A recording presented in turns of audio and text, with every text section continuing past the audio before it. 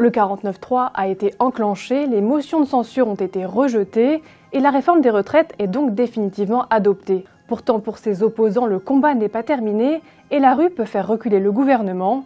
L'histoire pourrait leur donner raison.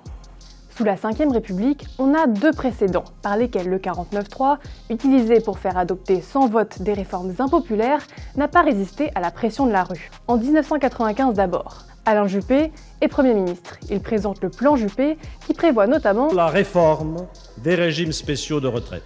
Les syndicats peu consultés tombent de leur chaise et s'unissent dès le début pour organiser le 24 novembre une première grosse manifestation à Paris.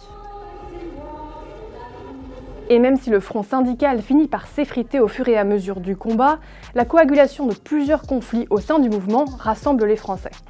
Pendant 3 semaines, le pays est totalement paralysé, les services publics ne sont plus assurés, mais la solidarité des Français avec le mouvement reste solide. Un paramètre essentiel qui fait durer la mobilisation avec un pic le 12 décembre. 3 jours plus tard, Alain Juppé abandonne la réforme des retraites. 11 ans plus tard, en 2006, c'est le CPE de Dominique de Villepin qui met le feu aux poudres.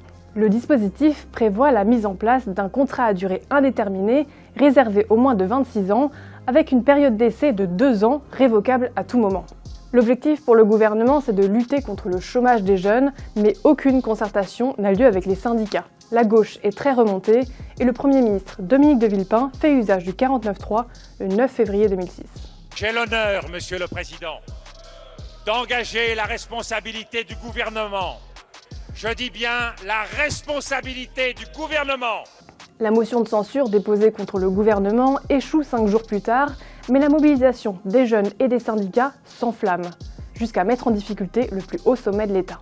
Le 31 mars, la loi est promulguée, mais le jour même, le président Jacques Chirac suspend son application. Je demande au gouvernement de préparer immédiatement 2 modifications de la loi sur les points qui ont fait débat.